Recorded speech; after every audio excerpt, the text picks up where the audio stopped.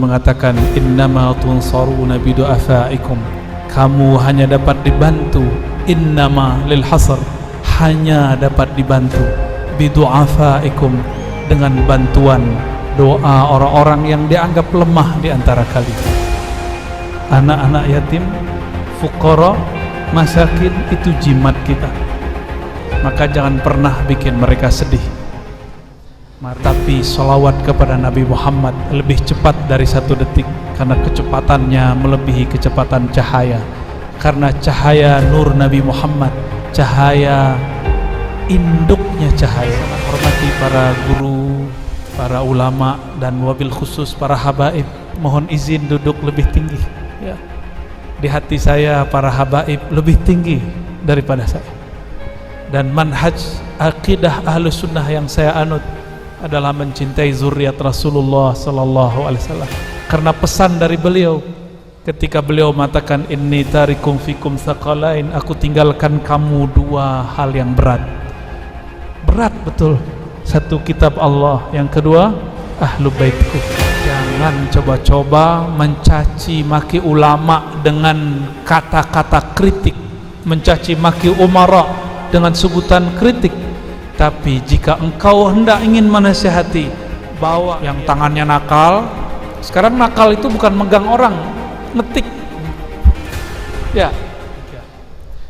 Suatu kali beliau diadu pendapatnya dengan riwayat Ibnu Mas'ud tentang hubungan antara ulama dan umara. Beliau berkalam-kalam dengan orang itu. Ternyata itu orang adalah jin yang ada, yang muncul di zaman Sayyidina Isa. Nabi Yuna Muhammad telah pergi mangkat kembali ke hadirat Allah Subhanahu wa ta'ala.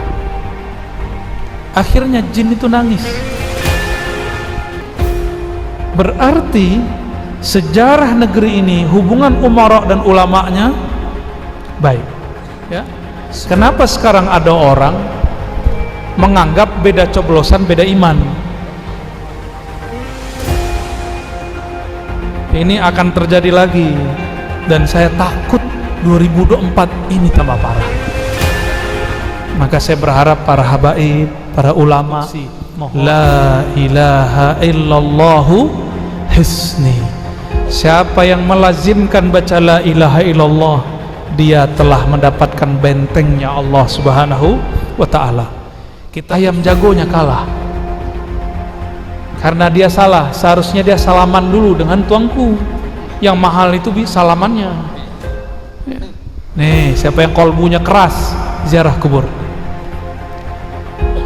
Kubur siapa yang paling berkat, yang mengena di kolbu? Kubur yang kita kenal. Sebelum ziarah kepada ulama, ziarahlah kepada orang yang dekat, orang tua. Rasakan di situ, pasti nangis. Abah Lutfi, pimpinan Thariqah Jatman, Sayyidul Mursyidin. Apa kata beliau? Salah satu cara menghancurkan kerohanian Islam hari ini, menghancurkan agama hari ini adalah mengatakan Nabi Muhammad sama dengan manusia.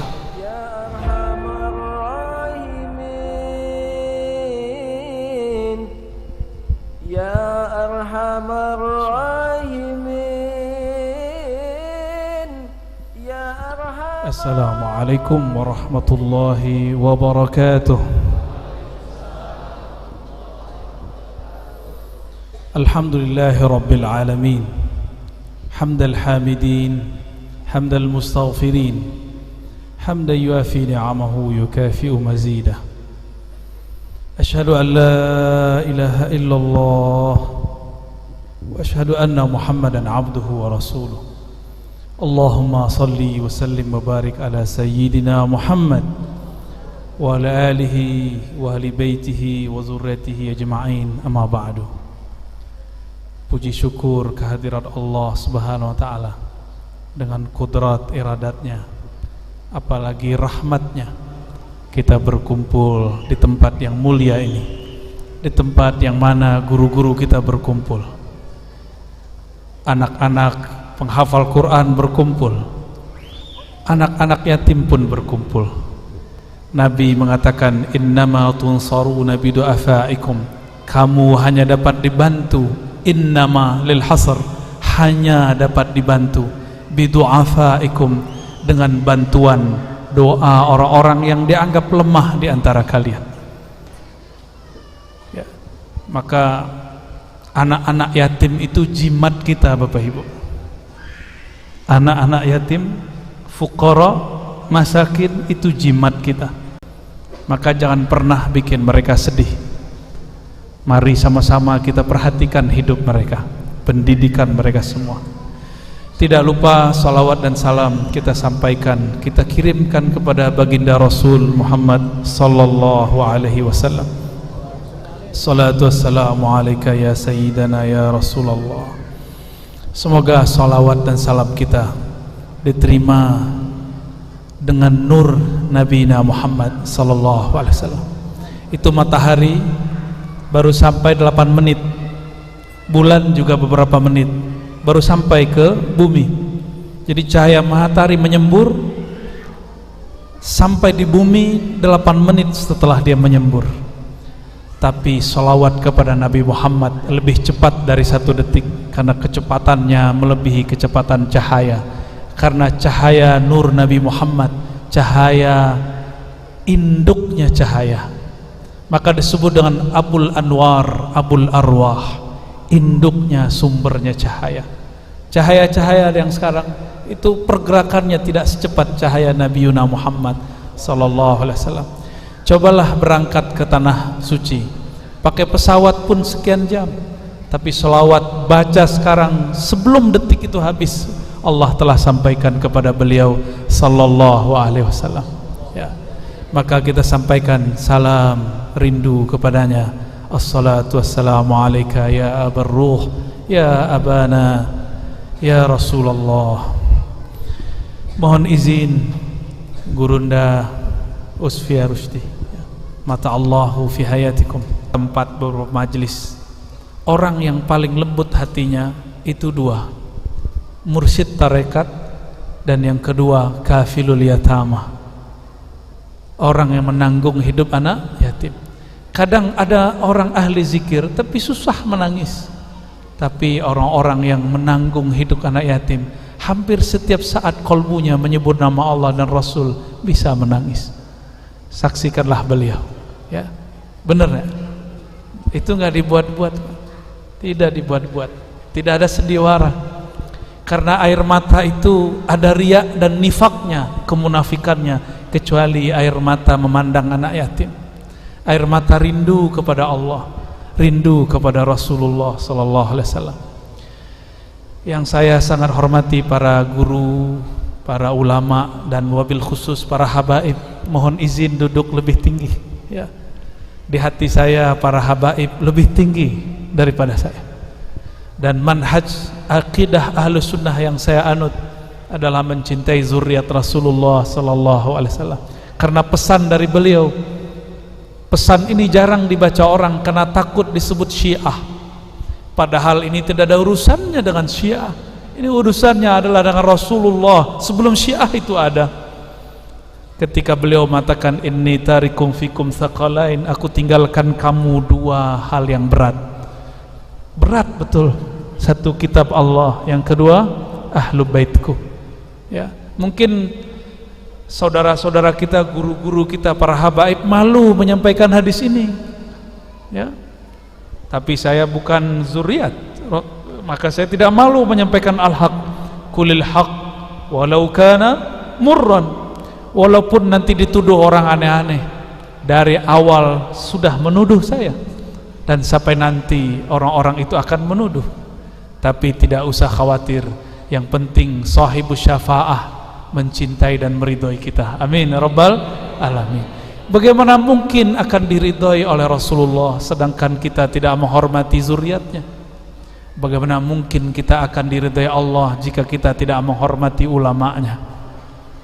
Bagaimana mungkin dapat syafaat Rasulullah kita tidak menghormati anak yatim yang mana Rasulullah dulu pernah yatim? Inilah asrar rahasia kenapa anak yatim itu perlu dijaga. Karena Rasulullah itu adalah sayyidul yatama, beliaulah penghulu anak yatim, karena beliau lahir yatim.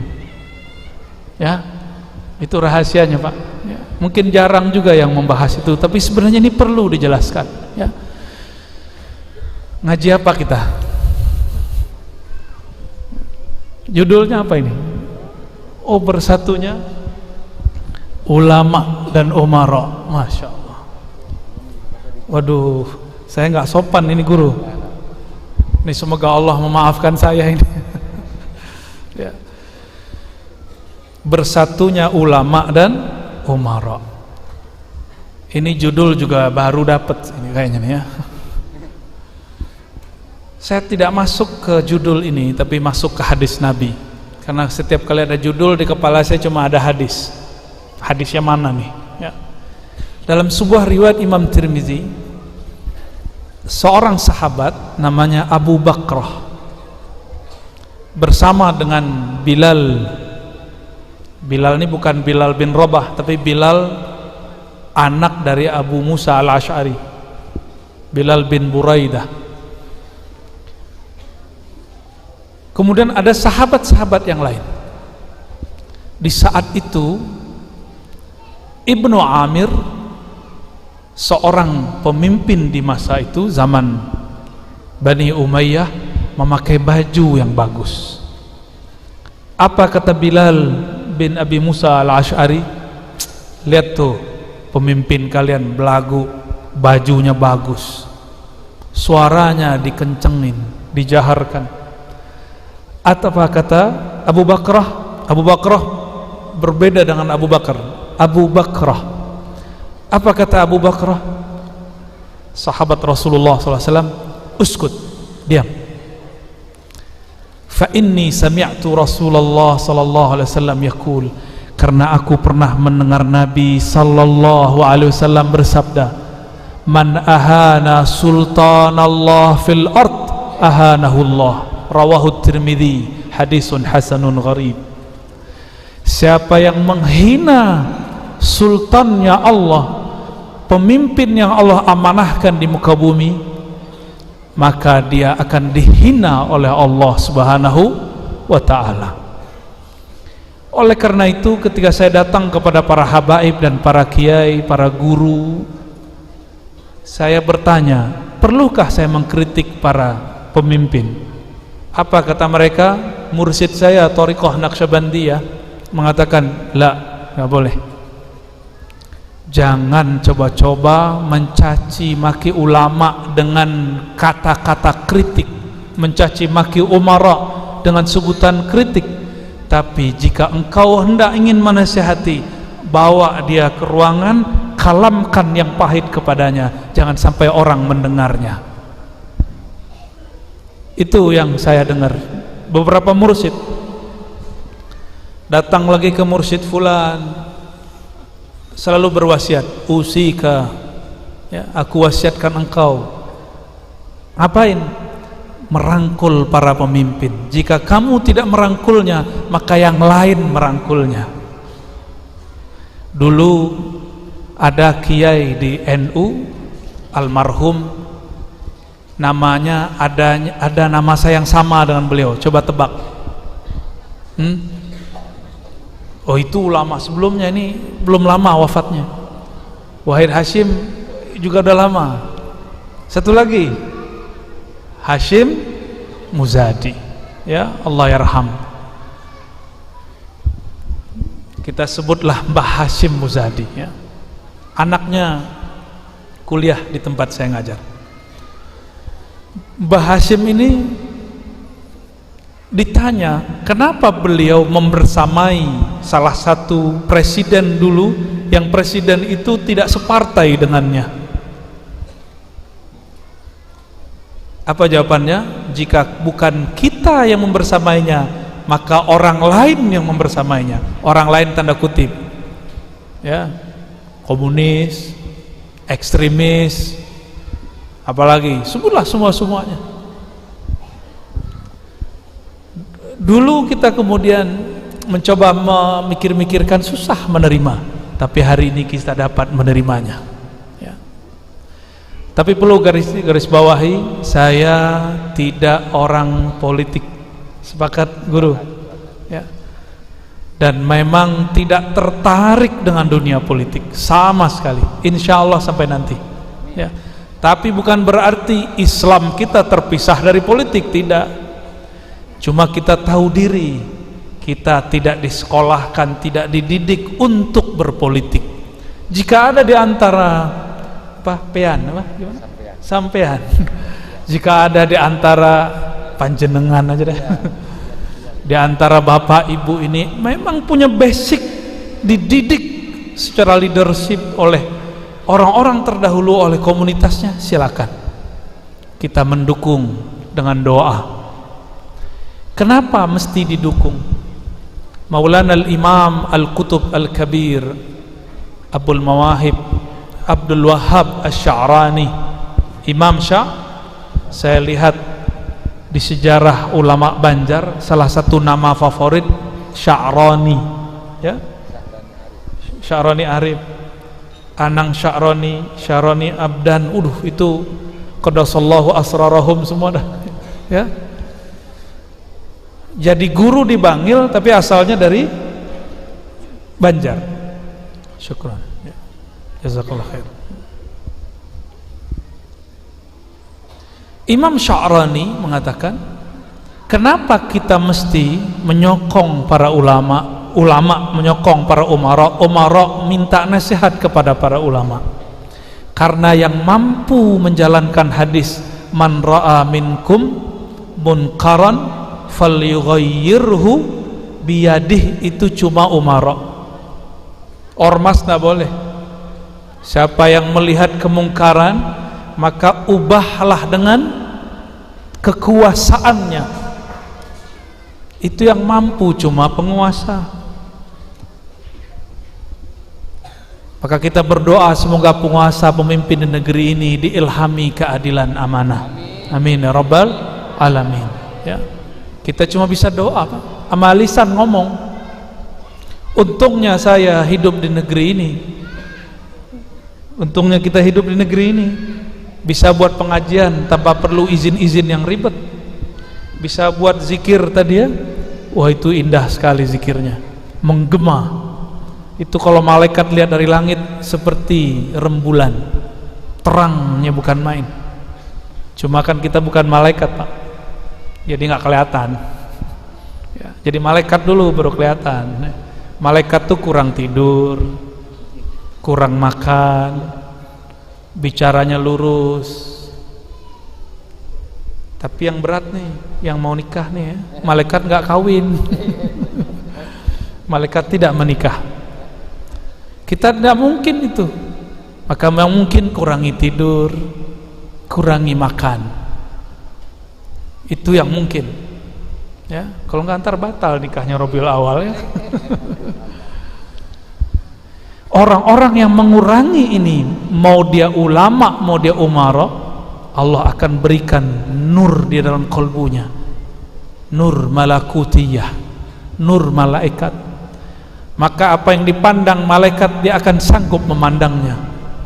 Itulah sebabnya kekasih Allah ketemu kekasih Allah menangis. Wali ketemu wali terharu.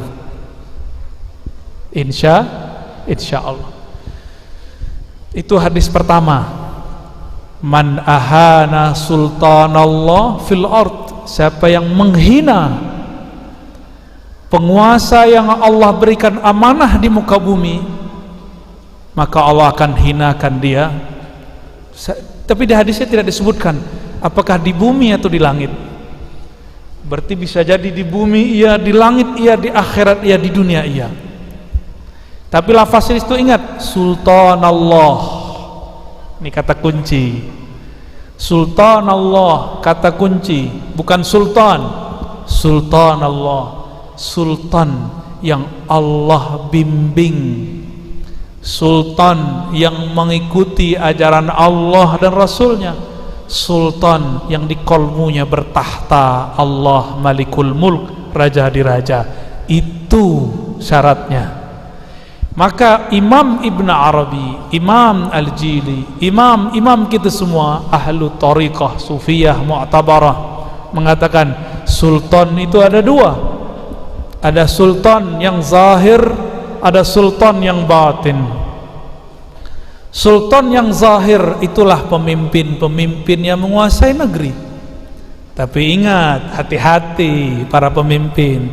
Sultan al-walayah, sultan al-batin itu adalah para ulama aulia.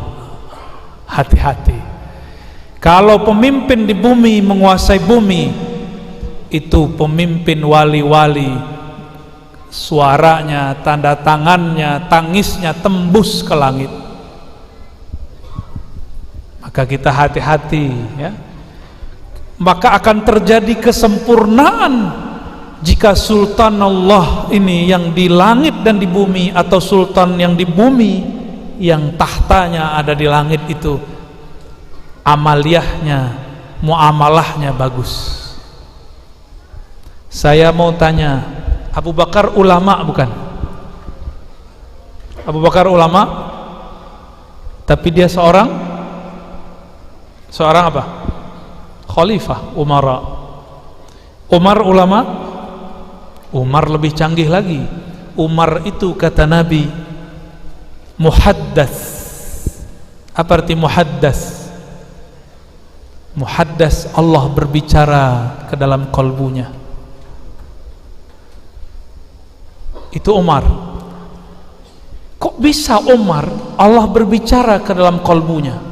Itu setelah kejadian Hudaybiyah. Kejadian Hudaybiyah adalah akhir hijabnya Sayyidina Umar diangkat oleh Allah Subhanahu wa taala. Sayyidina Umar pernah kecewa kepada keputusan Rasulullah, lalu bertanya, "Arasulun anta?" Apakah engkau beneran rasul? "Ahakun dinuna?" Apakah engkau membawa ajaran yang benar? Apakah agama Islam ini benar? Nabi hanya diam. Umar cuma berkata begitu, lalu tobat kepada Allah. Merasa telah menyinggung Rasulullah sallallahu alaihi wasallam. Bagaimana cara dia tobat? Inilah suluk arba'in, 40 hari 40 malam, tidak tidur di malam hari, tidak makan di siang hari. Inilah awal Sayyidina Umar Allah kasyafkan kalbunya. Umar itu ya, orang paling keras, tapi karena dia melakukan suluk riyadhah tirakat. Siapa yang suruh Umar? Enggak ada. Ini menunjukkan bahwa suluk riyadhah, latihan-latihan rohani, boleh diramu oleh ahlinya. Sayyidina Umar tidak pernah mendengar Nabi, "Kamu tidak boleh tidur 40 hari." Ada. Sayyidina Umar juga pernah dengar satu hadis, "Man shallal ghadata fil jamaah atau fil masjid," ya. Siapa yang sholat subuh atau fajar di masjid atau berjamaah, berapa hari? Arba'ina sabahan, 40 pagi. Maka Allah akan pancarkan ya nabiul hikmah min qalbihi ala lisanih, dari kalbunya memancar lewat lisannya. Itulah Sayyidina Umar. Maka kalau ada dukun nih, belum ulama nih, dukun tirakat 40 hari bisa ngalahin kiai kalau perang-perang batin. Makanya ada kiai kena sihir, pada kiai wali Allah, hamba Allah, orang soleh. Kenapa dia kalah? Karena dia kurang tirakat dibandingkan dukun. Dukun bisa 21 hari tidak tidur, 40 hari tidak tidur. Saya pernah dengar juga 100 hari dia tidak tidur. Orang kalau sudah tidak tidur, maka karakternya, kan malaikat ada dua, malaikat nar, malaikat nur. Malaikat yang bertahan sampai sekarang malaikat nur. Malaikat nar sudah dipecat, namanya Azazil alias iblis. Kasyaf, tapi kasyaf setan. Iblis itu kasyafnya kasyaf Kasyaf yang membuka aib orang, melihat kelemahan orang. Untuk apa kasyaf begitu? Ya, untuk apa kasyaf begitu? Imam Malik dulu kasyaf setiap kali melihat orang wudu, beliau melihat maksiatnya. Tuh yang tadi nonton YouTube-nya nggak bener ya, yang tadi nonton film aneh-aneh, yang matanya jelalatan kemana-mana, itu Imam Malik ketika cuci muka dia lihat orang-orang dosa mata jelalatan. Yang tangannya nakal, sekarang nakal itu bukan megang orang, ngetik ya. Oleh Imam Malik terlihat. Lalu beliau berdoa, ya Rabb, jika ini yang aku lihat, ini pasti dari syaitan, tolong diambil. Tuh Imam Malik gak seneng makasyaf. Kalau kita seneng ya, seneng ya baca isi hati orang. Repot Pak, baca status WA orangnya repot, baca status Facebook itu bikin gelisah. Gimana baca status kolbu orang? Lebih ribet ya, lebih berbahaya. Jadi sekarang kasyaf itu guru, kasyaf al-Facebookiyah. Ada lagi lebih tinggi, mirip-mirip sama kutub. Ada kutbiyah, ini al-YouTubiyah. Insyaallah ya, zaman sudah. Itu imam kita loh nggak mau.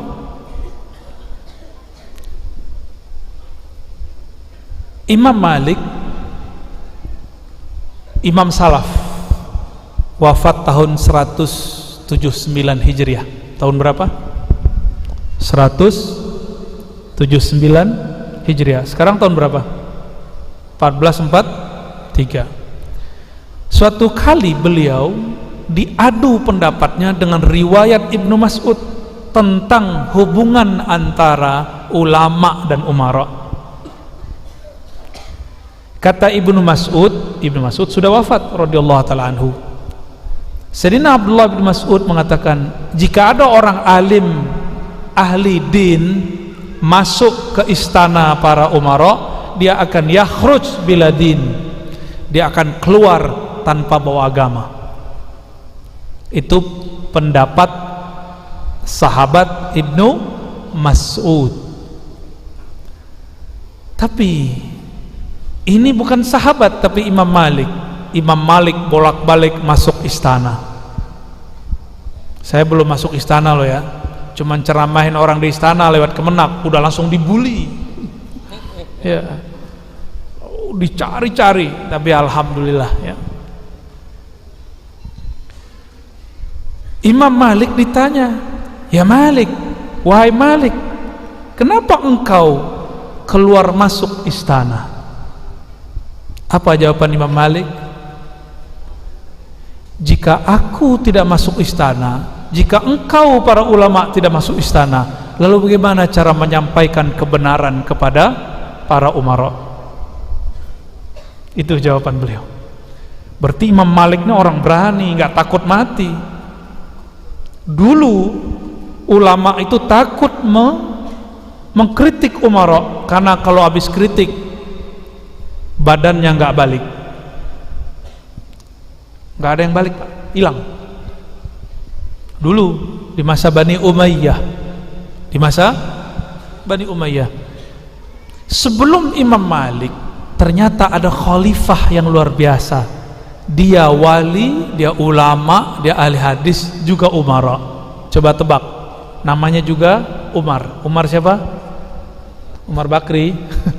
Umar bin Abdul Aziz. Umar bin Abdul Aziz ini beberapa kali bertemu Nabiullah Khidir. Tuh canggih ya. Bahkan beliau masuk ke suatu tempat, ada gunung, di belakang gunung ada lembah. Sampai di lembah dia mendengar ada orang berbicara, tapi orangnya tiada, sosoknya tidak tampak. Beliau berkalam-kalam dengan orang itu. Ternyata itu orang adalah jin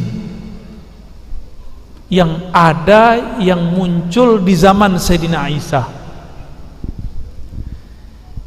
Dia mendapat kalam, kamu tunggulah di sini, nanti ada kekasih Allah akan datang ke tempatmu. Itu jin umurnya panjang. Ternyata ada satu rahasia tentang umur jin. Jin itu tidak mati kalau tidak dibunuh. Itu. Wallahu alam kalau ada jin yang mati tanpa dibunuh, kayaknya harus belajar ilmu jin lagi ya. Tapi itu yang kita dengarkan dari beberapa ulama. Dia biasanya bertengkar, berperang. Jin ini tidak ada yang membunuh. Dia diwasiatkan oleh Sayyidina Isa, kamu tinggallah di lembah ini, nanti akan ada kekasih Allah, umat dari Nabi akhir zaman. Betul. Ternyata itu jin patuh seperti robot. Dibilang jangan keluar, nggak keluar-keluar. Tunggu selama-lamanya. Sampailah di sana. Akhirnya Umar bin Abdul Aziz berkalam, wahai tuan jin, saya lupa nama jinnya. Itu jin punya nama. Diriwayatkan oleh Imam Abu Nuaim dalam kitab Hilyatul Auliya dengan riwayat yang bisa dipakai. Jadi sanadnya ada ya. Dikalamkanlah oleh Umar bin Aziz, wahai tuan jin, sungguh Nabi yang telah dikabarkan Nabi Isa sudah muncul. Senangnya dia.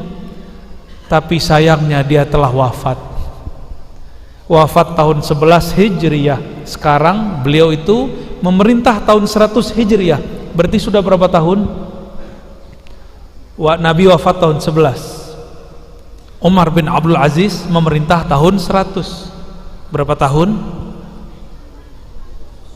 89 tahun Nabi Yuna Muhammad telah pergi mangkat kembali ke hadirat Allah Subhanahu wa ta'ala. Akhirnya jin itu nangis. Jin bisa nangis, Pak. Itu jin tuh. Itu adalah pengikut Nabi Isa dari kalangan jin. Setelah itu terjadi, dia ajarkanlah si jin syariat Islam, diajarkan sholat, semuanya diajarkan, sampai diajarkan azan, kullu syai ya. Lalu Umar bin Aziz pergi. Mendengar kabar itu, biasa kalau khalifah pergi ada pengikutnya nggak? Ada yang jaga, pengawal? Dari pengawalnya, pengikutnya mengabarkan Umar bin Aziz ketemu jinnya Nabi Isa, jin pengikut Nabi Isa. Maka setelah Umar bin Aziz wafat, banyaklah ulama datang ke tempat itu penasaran dengan jin pengikut Nabi Isa. Udah dicari semua pelosok, tidak bertemu. Saya curiga jinnya juga sudah wafat. Jin itu ternyata boleh wafat kalau dia minta kepada Allah. Itu jin-jin mulia ya. Dia mengatakan, ya Allah, matikan aku, mati dia jika dia kekasih Allah. Imam Bukhari dikejar-kejar oleh, dulu gubernur juga, tapi bukan gubernur Paman Birin, namanya Ahmad bin Khalid. Ini gubernur minta Imam Bukhari untuk ngajar anaknya di istana. Ilmu hadis kan beda dengan ilmu zikir, beda dengan ilmu tasawuf. Ilmu hadis itu dicari kemana-mana. Kalau ilmu tasawuf kadang-kadang guru cari murid, seperti terjadi pada Imam Baqi Billah. Imam Baqi Billah diperintahkan gurunya, kamu muridmu bukan di Uzbek, bukan di Bukhara, muridmu di mana? Muridmu di India sana. Dia cari murid. Kalau hadis tidak. Kalau hadis murid cari guru. Maka Imam Bukhari mengatakan, kasih surat, sampaikan kepada tuan gubernur, bukan gubernur Paman Birin ya, jika anakmu hendak ngaji hadis, maka suruh dia datang ke masjidku. Itu. Tersinggung nggak gubernurnya? Tersinggung. Akhirnya si gubernur ancam Imam Bukhari, Nah, disinilah Imam Bukhari kemudian melarikan diri kedua kalinya. Sebelumnya dituduh murtad oleh gurunya. Jadi Imam Bukhari pernah dituduh murtad oleh gurunya, mau dibunuh oleh pengikut gurunya itu. Yang kedua, beliau diancam oleh seorang gubernur. Sampailah perjalanannya di kota Samarkand. Saya waktu itu naik bus dari Bukhara ke Samarkand ada beberapa jam, 6-7 jam. Apa itu salah? Semoga benar ya. Seingat saya 6-7 jam. Sampai di kota Bukhara, bayangkan itu pakai onta, mungkin sehari semalam lebih, bisa jadi 2 hari 3 hari. Setelah sampai, beliau kemudian bukannya ingin buka majelis, Imam Bukhari mengatakan, ya Allah, sudahlah, aku sudah lelah dikejar-kejar, malam ini tolong jemput nyawaku. Meninggal dia malam itu. Nih, kalau wali Allah boleh minta mati, Pak. Kalau belum jadi wali jangan minta mati ya. Ya, ada yang belum wali kan? Orang-orang kayak kita ini kan belum jelas, Pak. Jangan coba-coba minta mati ya. Itu cerita kisah hakiki yang terjadi di zaman-zaman sebelumnya. Tapi ingat bahwa itu terjadi di abad pertama Islam dan kedua. Di zaman itu hubungan ulama dan umara tidak harmonis. Apa kata ulama dulu? La tatruku babal umara, jangan pernah datang ke pintu-pintu penguasa. Gitu. Jika engkau melihat ahli hadis masuk ke rumah-rumah penguasa, maksudnya istana-istana, fattahimuhum, maka tuduhlah dia, hati-hatilah terhadapnya. Ingat, ini bukan hadis, ini perkataan ulama abad pertama dan kedua. Ternyata di abad kedua, di ujung abad kedua, Imam Malik tidak mengikuti kalam itu. Beliau kemudian datang ke istana-istana, ke rumah-rumah para pemimpin. Berarti ulama salaf berbeda manhaj mengenai sikap hubungan antara ulama dan umara. Beda cara. Gak usah jauh-jauh. Negeri Banjar, ulama yang sampai sekarang harum namanya, dan Imam Ibnu Athaillah mengatakan, tiadalah seorang dikenal wali kecuali izin Allah mengatakan bahwa dia benar-benar wali. Itu terjemahan bebasnya ya. Jadi kalau ada orang dimasyhurkan sebagai wali, memang sudah izin dari Allah Subhanahu wa ta'ala. Dan adakah yang syak mengenai kewalian Datuk Kelampaian? Ada enggak? Beliau sejarah hidupnya besar di istana. Benar, besarnya di istana, belajar Quran di istana. Tuh udah beda lagi dengan Imam Bukhari itu. Kemudian beliau yang nama kecilnya Sayyid Ja'far, Sayyid Ja'far ini dibeasiswakan belajar nyantri di Makkah. Benar. Siapa yang kemudian membiayai? Kerajaan, kesultanan. Pulang-pulang jadi ulama, jadi wali, jadi ulama. Makom kewaliannya kemarin kita sudah baca malam tadi ya, kitab Kanzul Ma'rifah. Kita baru baca 2/3 guru ya. Alhamdulillah, tabarukan ya, bukan mengajarkan tapi sekedar membedah ya. Berarti sejarah negeri ini, hubungan umara dan ulamanya baik. Sebelum ini di Aceh ada Samudra Pasai, ada kerajaan Aceh, macam-macam ya, sampai kita lupa namanya. Setiap raja ada Syekhul Islam sebagai mufti dan penasehatnya, selalu ada. Berarti negeri ini dulu dibangun dengan kemesraan ulama dan umara ya. Tapi boleh nggak ulama beda umara? Boleh nggak? Boleh. tapi kayaknya bukan guru. Saya punya mursyid Thariqah Samaniyah, dulu pengkritik di zaman Soeharto. Khutbah siang hari, malam hari dijemput tentara, tapi si tentara jadi muridnya. Jadi cuma 2 jam 3 jam pulang, diantar pulang, cium tangan. Ulama pemberani. Lalu kita datang kepada salah seorang guru kita mengatakan, ulama mesti merangkul umara. Ternyata ini diambil dari kalam Imam Malik. Tapi kalau beda coblosan boleh nggak? Boleh nggak? Saya mau tanya, di zaman Nabi ada nggak orang nyoblos? Nggak ada. Berarti ini tidak diatur oleh agama kan? Ya. Kenapa sekarang ada orang menganggap beda coblosan beda iman? Ini akan terjadi lagi, dan saya takut 2024 ini tambah parah. Maka saya berharap para habaib, para ulama, mohon umatnya didewasakan, dikuliahkan bab Ahlus Sunnah wal Jamaah mengenai tentang siyasah. Apa kata Imam Al-Juwaini dalam kitab Al-Ghiyasi? Jika dalam bab ibadah, bahkan dalam bab akidah ada mazhab berbeda-beda, apalagi dalam bab muamalat.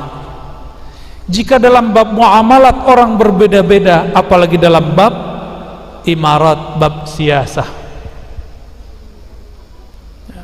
Lalu kapan muncul orang-orang yang kemudian menganggap beda politik beda iman? Itu terjadi setelah Sayyidina Ali mengalah dari Sayyidina Muawiyah. Orang yang tadinya simpatisan Sayyidina Ali, ingat-ingat nih, hati-hati nih para pemimpin, para guru, para ustadz. Orang yang senang sama kita sekarang belum tentu senang sama kita selamanya. Dulu puja-puja Sayyidina Ali karamallahu wajha. Ketika Sayyidina Ali ngalah, apa kata kelompok ini? Ali berhukum bukan dengan hukum Allah, fahuwa kafir. Ali dikafirkan oleh simpatisannya. Sekarang terjadi ya. Semoga ini tidak tambah parah ya, amin ya rabbal alamin. Kembali ke hadis tadi, man ahana sultanallah fil ard ahanahullah. Siapa yang menghina sultan yang Allah beri amanah di muka bumi, Allah akan hina dia. Ternyata ada 2 sultan, ada sultan zahir, ada sultan batin. Apa yang menghubungkan mereka? Yang menghubungkan mereka adalah hubungan mereka dengan Allah, hubungan mereka dengan Allah. Makanya kalimatnya jelas, innamal mu'minuna ikhwah. Sesungguhnya orang-orang yang percaya itu bersaudara. Masa kita cuma beda politik kemudian berbeda? Dan ada satu hal yang penting saya sampaikan. Seorang ulama butuh tameng dalam dirinya supaya tidak menjilat kepada umara. Umara perlu tameng dalam dirinya supaya tidak menjadi pencitraan. Apa tameng itu? Itulah yang dikatakan dalam hadis qudsi, la ilaha illallahu hisni. Siapa yang melazimkan baca la ilaha illallah, dia telah mendapatkan bentengnya Allah Subhanahu wa ta'ala. Kita usut-usut ulama-ulama yang pemberani dari dulu, tidak takut kepada umara, seperti Izzuddin bin Abdi Salam. Ternyata sir di dalam kalbunya adalah zikir la ilaha illallah. Dalam hatinya ada makna, tiada yang berkuasa kecuali Allah, tiada yang abadi kuasanya kecuali Allah. Kalau presiden paling cuma 5 tahun, gubernur paling cuma 5 tahun, syukur-syukur terpilih 2 kali 10 tahun. tapi Allah tidak pernah berhenti kuasanya. Ini penghubung mereka. Itulah sebabnya kenapa umara yang di dalam hatinya ada nurullah, nur Muhammad Rasulullah SAW, juga tahu aku harus punya tameng ini karena kekuasaanku cuma 5 tahun tambah 5 tahun atau cuma berapa tahun. Ada yang sebelum 5 tahun sudah turun, ya benar. Jika dia beres kalimah la ilaha illallah di kolbunya, maka sang ulama wali Allah, sang umara pun wali Allah, baru sah disebut sultanullah, sultannya Allah. Jadi pencirian sultan di kolbunya bertahta nama Allah subhanahu wa ta'ala, bahwa yang sebenar-benar berkuasa dalam dirinya hanyalah Allah. Itu sultanullah, bukan orang-orang yang gaya-gayaan pakai kopiah kayak saya, pakai serban. Belum tentu, ya. Itu casing Pak, bisa, ya. Benar para habaib, ya, para kiai. Bisa saja orang kafir kita serbanin, bisa kan? Bisa aja.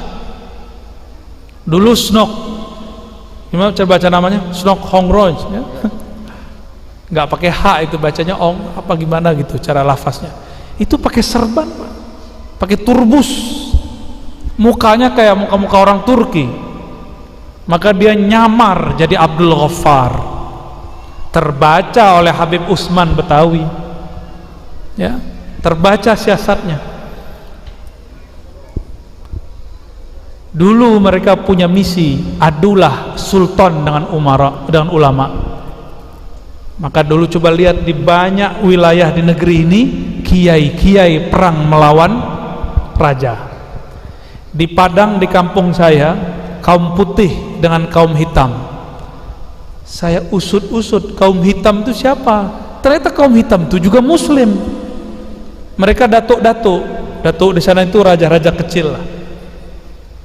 Tapi yang ditunculkan nyabung ayamnya, padahal sesama muslim. Kita usut, itu hasil dari orang Belanda. Diadulah ulama tua dengan ulama muda, ulama tua berbaju hitam, ulama muda berbaju putih. Dulu begitu Pak, ya. Ada Syekh Jalaluddin di tempat kami, itu dakwahnya halus, mungkin saya pun tidak bisa sehalus beliau. Ada orang tukang sabung ayam datang, Syekh, tuangku, saya panggil tuangku, Saidi, tuangku, saya mau nyabung ayam, kasih doa dong biar menang. Dikasih Pak, bismillah, kasih bismillah, tapi nggak pakai Rahman Rahim, pakai Allahu Akbar. Bismillahi Allahu Akbar, tepuk ayamnya jadi berani. Kalahlah semua ayam yang dia lawan. Itulah ayam jago bismillahi Allahu Akbar. Itu tukang sabung ayam belum sholat, tapi dia tahu itu tuanku orang alim, zikirnya mantap. Ntar yang nyebu ayam jangan minta ke saya, ya. Besok ulang lagi pakai bismillah Allahu Akbar, tapi tidak bekerja. Ayam jagonya kalah karena dia salah. Seharusnya dia salaman dulu dengan tuangku, yang mahal itu salamannya, ya.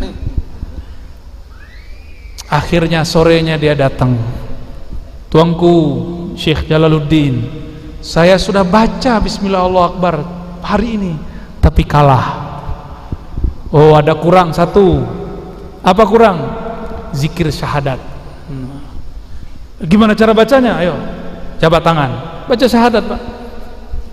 Asyhadu an la ilaha illallah, asyhadu anna Muhammadar Rasulullah. Diterjemahkan, masuk Islam lah orang itu hari itu. Dia nyabung ayam lagi? Enggak, sudah nangis Pak, udah lupa dengan sabung ayam. Begitu mereka halusnya. Kalau saya nggak berani begitu. Ya. Mereka disebut kaum padri awal, sampai kemudian muncul kaum padri yang muda, ya. Jadi siapakah yang disebut sultan? orang yang di dalam kolbunya bertahta nama Allah Subhanahu wa taala. Dan dalam kitab yang kita baca malam tadi, Syekh Muhammad Arsyad Al-Banjari mengatakan, jika engkau baca la ilaha illallah seperti tadi, itu kan indah itu ya. Itu orang kalau di kolbunya ada nama Allah pasti merinding. Kalau enggak cuma bagus ya suaranya, tapi gitu doang. Enggak ada hunjamannya di kolbu. Ya. Kata beliau, orang baca la ilaha illallah, dia mesti meyakini di kolbunya bahwa alam semesta ini tiadalah hakikatnya kecuali diwujudkan oleh Allah Subhanahu wa taala. Tapi itu bahasa halus. Ada bahasa yang lebih vulgar lagi. Saya dulu belajar Thariqat Syattariyah. Saya tanya kepada guru, supaya zikir la ilaha illallah ini mantap di thariqat ini, paling ujung, paling mantap, paling cepat merasakannya bagaimana? Ini boleh dipakai ya, karena ini sudah ditulis di kitab-kitab. La ilaha illallah, ini jangan salah paham, ini pelan-pelan kita terjemahin. La ilaha, meniadakan tubuh kasar. Illallah, hanyalah Allah di dalam batin. Masih kurang paham kan? Nah, kita tambahin lagi penjelasannya. La ilaha, tiadalah daging, tiadalah tulang, tiadalah darah, tiadalah rambut, tiadalah kulit, tiadalah tubuh, tiada, habis. Illallah, kecuali semuanya itu diciptakan, dihembuskan oleh Allah Subhanahu wa taala. Gitu. Sehingga ketika kita berzikir la ilaha, terpandang tubuh yang kasar, illallah dihunjamkan ke dalam kolbu, barulah bertahta nama Allah. Orang yang seperti ini, dia tidak akan menyekutukan Allah lagi dengan air, tidak akan menyekutukan Allah lagi dengan makan, atau asbab air dan makan, yaitu duit. Karena la ilaha illallah. Tapi ada yang salah faham. Apa kata mereka? Tiadalah daging, tiadalah tanah, tiadalah apa? Urat, tiadalah darah kecuali Allah. Tubuhnya jadi Allah. Ini pelajaran awal ahlu sunnah aja salah itu. Di akidah Ahlus Sunnah, Allah laisa bijismin, Allah bukanlah jisim, laisa kamislihi syai'. Maksud tuan guru kita dulu, tiadalah ada dagingmu, tiadalah ada darahmu, tiadalah ada kudrat iradatmu kecuali dengan Allah Subhanahu wa taala. Bukan jadi Allah pian. Ya. Namun ada orang lagi sakar mabuk, dia tidak, yang dia lihat hanya Allah, tapi orang melihat dia menyebut dirinya Allah. Itulah yang terjadi pada guru Abdul Hamid, ya, Abulung ya, ya Syekh Siti Jenarnya Banjar kan beliau, atau Halatnya Banjar. Bagian akhir yang mau saya sampaikan. Tapi ini nggak tahu panjang apa pendek nih. Mau panjang apa pendek? Ya. Allah berkalam kepada baginda Nabi Muhammad sallallahu alaihi wasallam. Kul ana basyarum mithlukum. Katakan hai Muhammad, aku, ini Allah yang perintah, aku adalah bashar, manusia yang sama, mithlukum, seperti kamu. Hati-hati, banyak orang titik di situ, akhirnya dia mengatakan Muhammad sama aja dengan kita, ya. Ini hati-hati, yang mengatakan itu kalau nggak orientalis, kalau nggak kelompok ekstrim yang mengharamkan maulid Nabi, ya. Kelompok apa? Antum lebih tahu ya. Ya. Apa? Hantu Banyu. Horor sekali guru. Itu penamaan dari guru tuh ya. Jadi ada kelompok, kata guru, yang suka membid'ahkan maulid sama zikir barusan, namanya kelompok Firqah Hantu Al-Banyuwiyah. Itu bukan saya loh yang ngomong ya. Hantu Banyu. Ini jarang saya sampaikan. Beberapa waktu lalu kita sowan ke Abah Lutfi. Abah Lutfi, pimpinan Thariqah Jatman, Sayyidul Mursyidin. Apa kata beliau?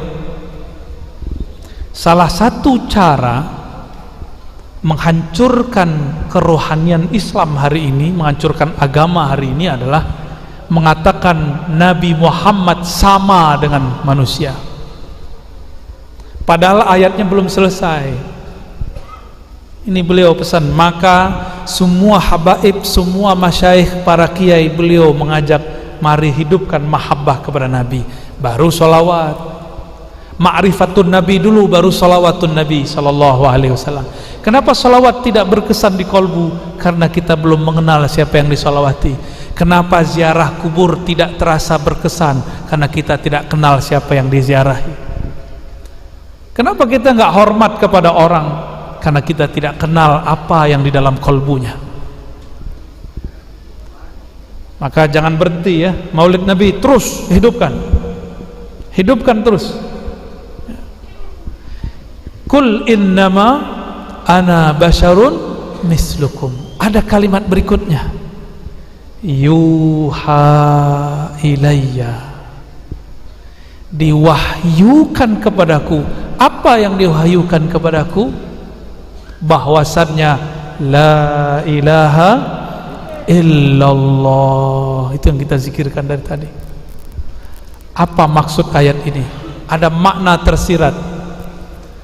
Betul, kalian akan menyamakan Muhammad seperti manusia biasa kalau kalian tidak masuk nama Allah di dalam kolbu. Orang akan menganggap Nabi Muhammad sama dengan dirinya jika nama la Allah, lafaz la ilaha Allah tidak bertahta di dalam kolbunya. Itu makna pertama. Makna kedua, Nabi Muhammad mengatakan dirinya sama dengan dirimu, mislu, semisal. Tapi kok semisalnya berbeda? Dia semisal kamu, tapi dia diwahyukan la ilaha illallah, sedangkan engkau tidak diwahyukan la ilaha illallah. Maka supaya engkau bisa menyamai jalannya, bukan menyamai darajahnya, mengikuti jalannya, maka ambillah ilmu la ilaha illallah. Maka dari dulu sampai hari ini, ulama yang Allah masyhurkan pasti ulama yang di kolbunya ada nama Allah, pasti yang dulu-dulu. Maka kitab-kitabnya bertahan. Jangankan kitab Kanzul Ma'rifah, kitab Imam Zarnuji, kitab apa tuh kitabnya? Al-Ajurrumi ya, Jurumiyah. Kitab Jurumiyah bukan kitab tauhid, itu kitab ma'rifat ilmu lughah, al-i'rab. Itu kitab apa kata beliau? Ya Rabb, jika ini ikhlas untukmu maka pasti tidak binasa. Lalu dia lempar ke sungai, besok balik. Maksudnya apa? Yang nulisnya di kolbunya bertahta nama Allah. Itu dia, itu Imam Zarnuji.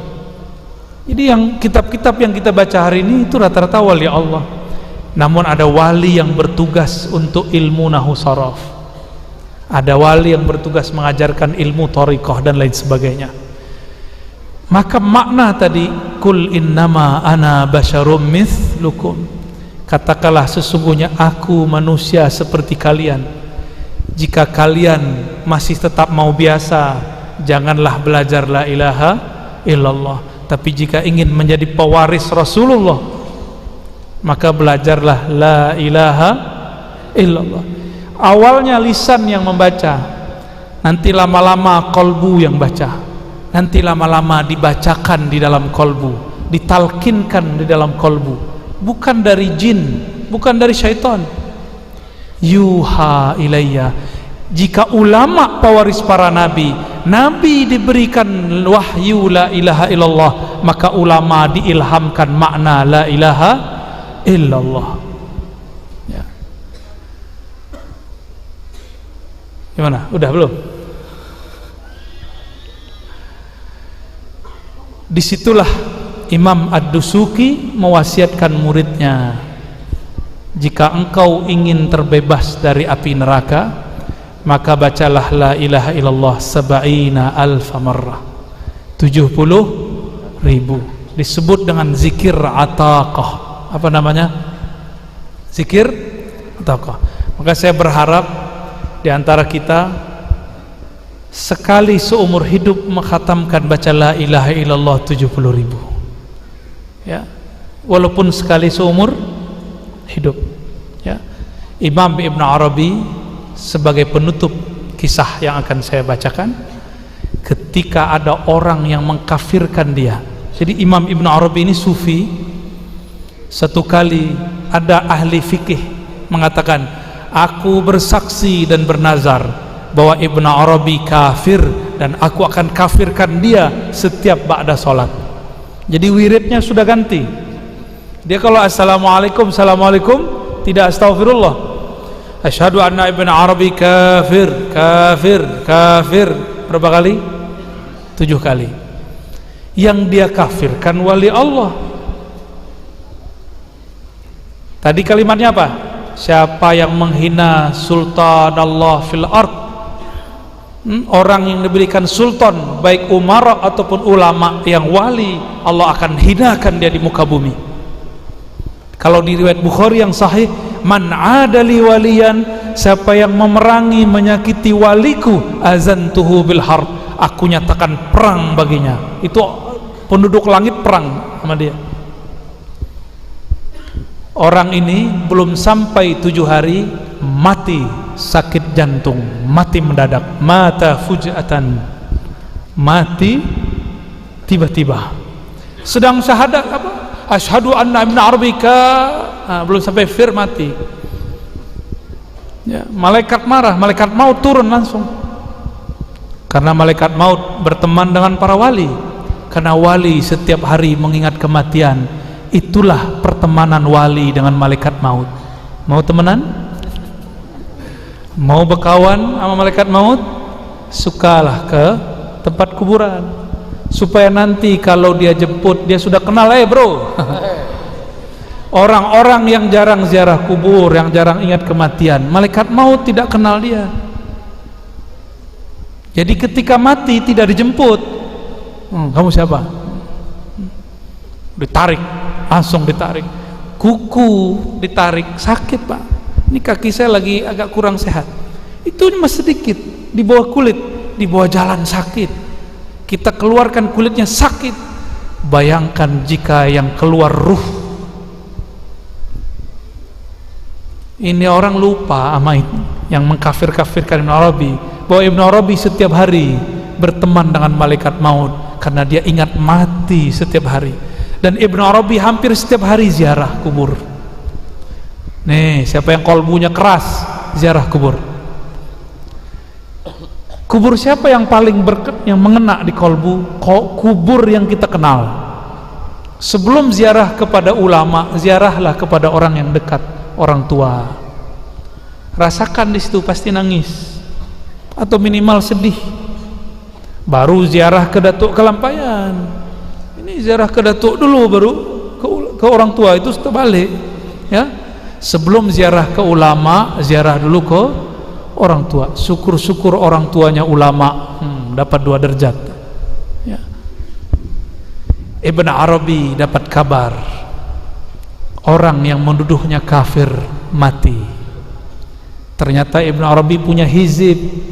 Hizibnya kalau dibaca, orang yang nyerang dia mati. Bukan hizib nasar, bukan. Dia punya hizib sendiri. Tapi siapakah yang pertama kali mentakziahi di karangan ulama? Bukan tetangganya, tapi Ibnu bukan pengikutnya, bukan pengikut orang yang mengkafirkan Ibnu Arabi, tapi Ibnu Arabi yang pertama datang. Semua kaget. Orang yang dikafirkan almarhum apa al-mal'un, belum jelas statusnya, dia diziarahi, ditakziahi oleh Ibnu Arabi. Ibnu Arabi datang ba'da maghrib, tidak beranjak sampai jam 4. Apa yang dia baca?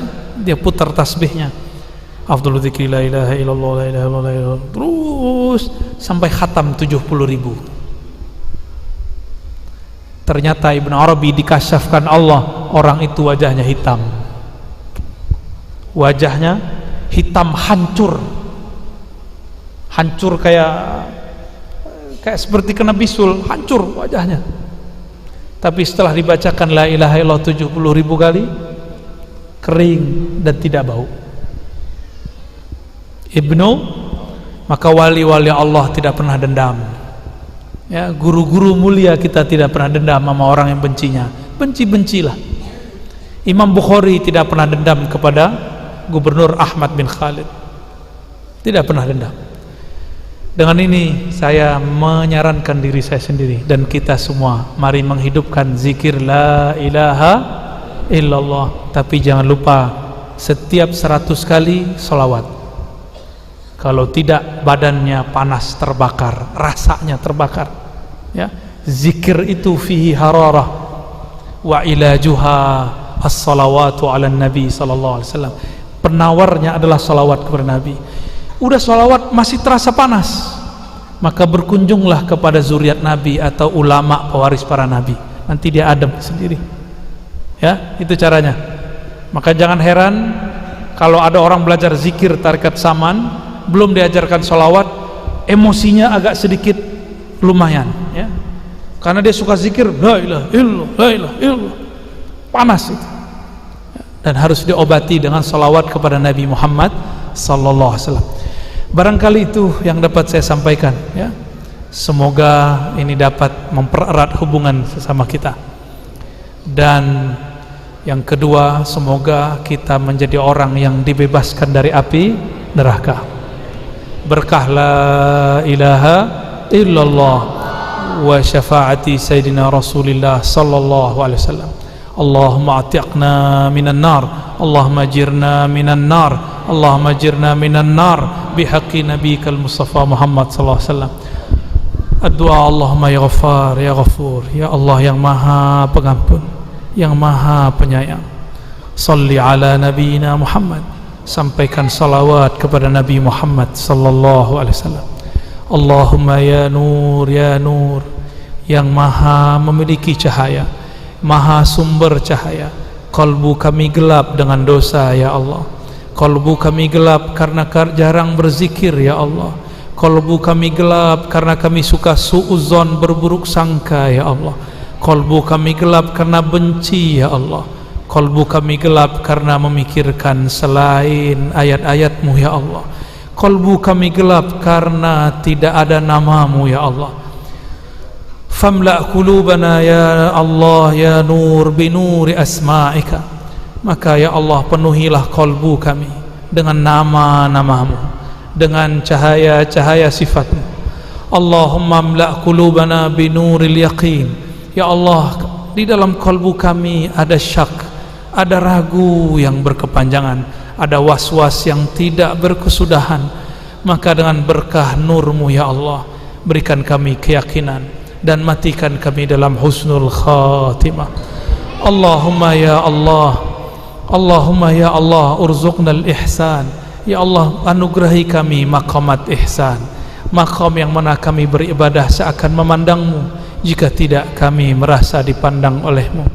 Allahumma ya Allah, balligh salatana wa salamana ila sayyidina Rasulillah. Sampaikan salawat kami, salam kami kepada baginda Nabi Muhammad sallallahu alaihi wasallam. Ya Allah, kalbu kami keras ya Allah. Disebut namanya kami tidak menangis, disebut namanya kami tidak juga merinduinya, disebut namanya kami tidak juga tersentuh.